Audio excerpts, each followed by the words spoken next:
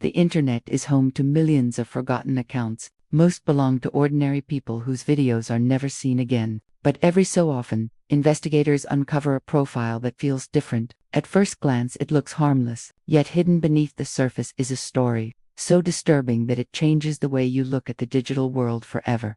One of those accounts appeared during YouTube's early years. The channel contained only a handful of simple home videos uploaded by an ordinary-looking man named George Sodine. Nothing about his appearance seemed unusual, but as people watched his videos more carefully, they realized they weren't looking at a normal creator. They were watching the early warning signs of a mind slowly falling apart. George spent most of his videos showing off his possessions, his car, expensive furniture, television, sound system, and everything he had worked to buy. He proudly explained how much each item cost, believing that material success would somehow make him more attractive and respected. But there was another pattern hidden inside those recordings. Nearly every conversation somehow returned to women. Books about dating, body language, and attracting younger women could be seen around his house. The more viewers analyzed his videos, the more obvious it became that his life was dominated by rejection, loneliness, and an unhealthy obsession he could never escape. Years later, George created a personal website where he shared photos and details about his life. For a long time it looked completely ordinary. Visitors saw nothing more than another forgotten website from the early days of the internet.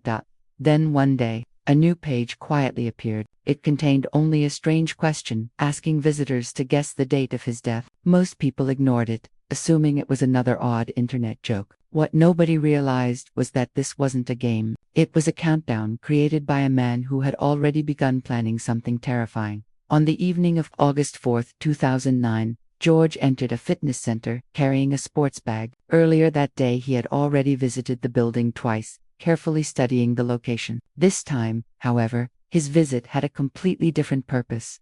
Within minutes, panic spread through the building as innocent people were caught in an unexpected act of violence. The attack ended almost as quickly as it began, leaving several victims dead and many others injured. Families who had simply gone there for an ordinary workout would never return home the same way again. After investigators examined George's website, they uncovered pages filled with personal writings. Instead of simple diary entries, they found months of anger, rejection, and growing resentment. He repeatedly blamed others for his failures while convincing himself that his actions were somehow justified.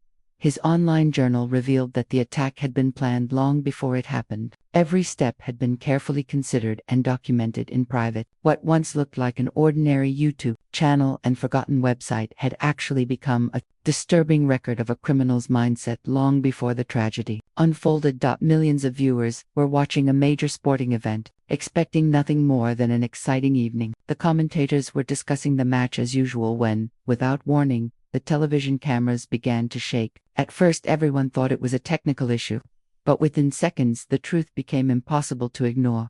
A powerful earthquake had struck, turning a live broadcast into a historic disaster. Buildings cracked apart, highways collapsed, emergency calls flooded dispatch centers, and entire neighborhoods were thrown into chaos. What started as a normal sports broadcast suddenly became one of the most unforgettable moments ever captured on live television. Rescue teams rushed toward destroyed roads while thousands of people searched desperately for missing family members. Fire spread through damaged streets as emergency crews struggled to reach those trapped beneath collapsed concrete and twisted steel. Investigators later discovered that the death toll could have been much worse, because many people had already left work early to watch the game. Traffic on several highways was unusually light. It was one of the rare moments where a sporting event may have unknowingly saved hundreds of lives. In a quiet Texas neighborhood, Jacob Henderson made a desperate call to emergency services. His wife, Sarah, had spent weeks acting strangely,